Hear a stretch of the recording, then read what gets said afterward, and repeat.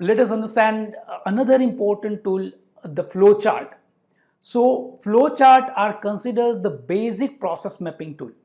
When you are mapping the process, it is very difficult to write down the name of the process or what exactly is happening. If you will be writing, then your write-up would be long to explain about what is happening into the process, and therefore the symbols of flow chart is very handy to represent all your process and all the activities in that process into the graphical view or into the pictorial view.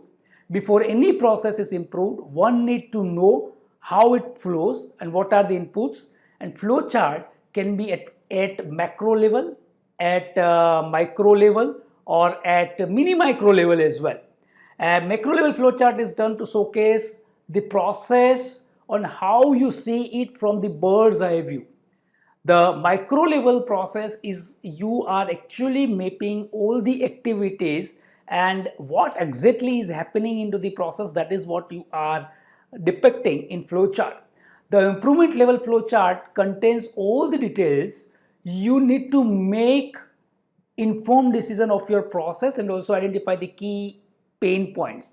And the flow chart shows the way how your process is done to help converting the input to output desirable to the customer. So these are the symbols of the flow chart.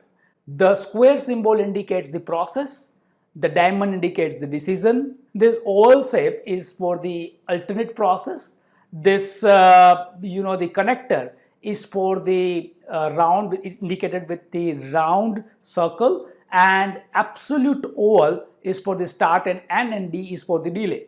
These are the standard symbols used across the kind of industry, whether it is manufacturing or services. You can use similar symbols, and anybody who is able to read the flowchart can able to understand what exactly is happening in your process. This is the example of the flowchart of the nail workshop using the symbol. You can see here all the processes are indicated with the squares. All the questions are indicated with the diamond. Start symbol and end symbol is being represented by all. So you can have your process and you can represent this way. The another important tool for the 7QC tools is histogram. On collecting data, the team would like to know how does this data is distributed, whether I am having the normal distribution or my data is skewed. So understanding the data distribution is essential because it will help the person to take decision on the entire process performance and not just the isolated points. And histogram will help is in giving the individual understanding of this data distribution.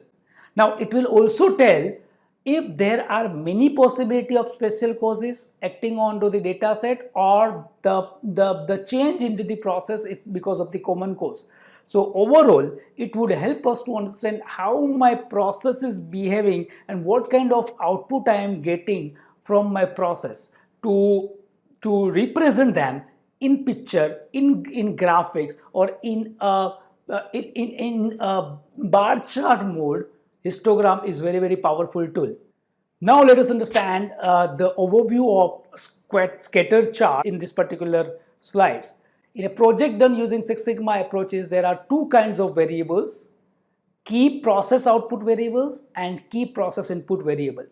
Now using scatter chart and associated techniques like regression analysis or correlation analysis, an individual can determine the extent of statistical relationship between these two sets of variables.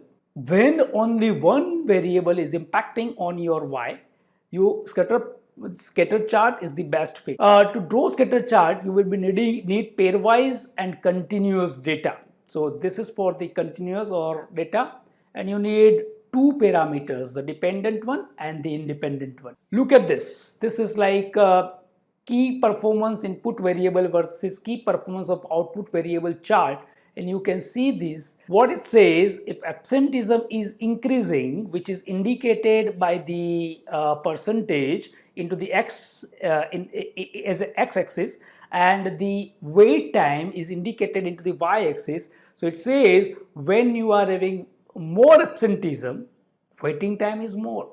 So the reason there could be that could be absenteeism could be one of the reason or one of the root cause of higher waiting time. This is how we can establish the relationship between the X and Y.